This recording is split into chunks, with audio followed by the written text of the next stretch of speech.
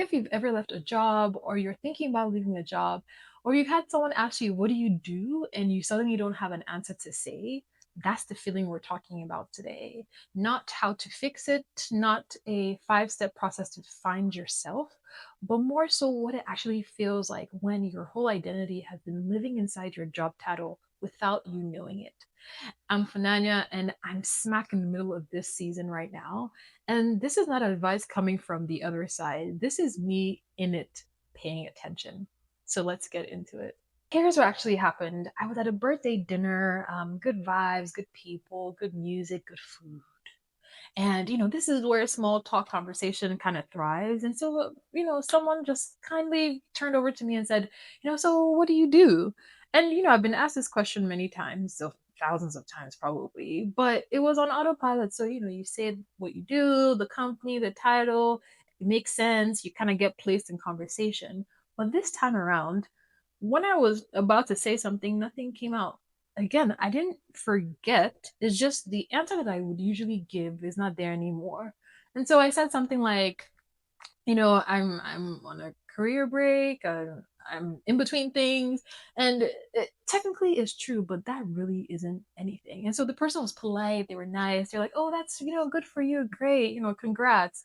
And they moved on from the conversation. The conversation went on, but I did not because something about that pause really cracked something open for me. So here's what I realized a couple of days after that dinner is that I had been letting my job title and my company speak for me for years. Not in a bad way because, I was proud of my title, I worked hard, I earned that. But somewhere along the line, what I did and who I am got tangled together and I did not notice that. When I think back at the gathering, I want to be honest because I kind of felt a little bit embarrassed that I didn't have something that I was doing. Like I couldn't place myself and I didn't know how to show up amongst people. And that hit me harder than I thought it would. But it also made me realize where I was placing my sense of self and also my identity because I hadn't done anything wrong. I made a decision, I made a bold decision that I'm very proud of, but for some reason my nervous system didn't get the memo. All I was thinking was, hey, I didn't have the right answer and the answer was missing. As a Christian woman, I think a lot about this identity and where I'm placing my identity in. And I think about who God is to me because God doesn't introduce himself to me with his job titles. And I think about other people in the Bible, like Moses, when he asks, who are you? And God responds, I am. Just presence, just being. Like, after all, we're human beings, not human doings. And I wonder how the world will operate if we led with that instead of our titles, but we led with who we were. And by no means am I saying that work doesn't matter, is not important. Like, it does matter. What you're building matters, what you are called to do matters. What I'm saying is it's very interesting what the season could look like if your title is stripped away. Like, what are you underneath this title? Who are you when there's no title to hide behind? Sitting with this question, not rushing through it and not Googling how to find my identity after leaving a job, but not rushing and sitting with it. And I think that's the first time I've been honest with myself in a really long time. Quick pause. If this is the kind of conversation that you like, you resonate with, or you want more of, subscribe. I put out videos every single Saturday. So let's get back to it. So here's the thing about the what do you do question. It really is not asking about your job. It's asking about, who you are and how can I categorize you. Because as a society, we've agreed that the job is a shortcut answer. It makes sense. Like you could say, I'm a nurse, I'm in tech, I'm a finance bro, and well, finance, but there are finance girlies too. But you could say that and it makes sense to people for where they could place you in their mind. But what happens when you go off that path or off the map, right? When you've chosen to leave something that everyone else is still doing, or that choice was made for you. So now there's no shortcut.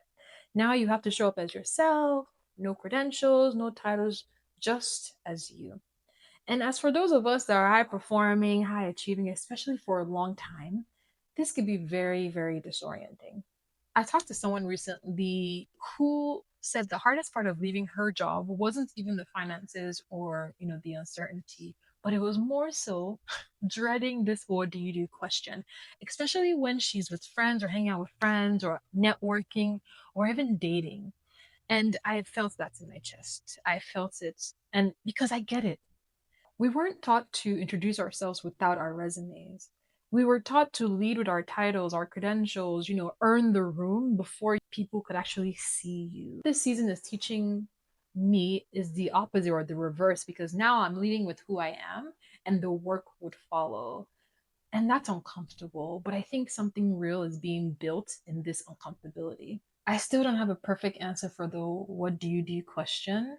Some days I say I'm taking a break, some days I say I'm still figuring out, and then sometimes I just say the truth that I left a job and I'm in the middle of something new, but it still doesn't feel as clean as I would want it to be. But besides the point, I think what I'm noticing is the people that respond well to that honest answer and like they lean in, they ask questions, those are my people. Those are conversations worth having. Not having the answer isn't as big of a problem as I thought it was. It may actually be the point because if I had the answers, then I wouldn't pay attention.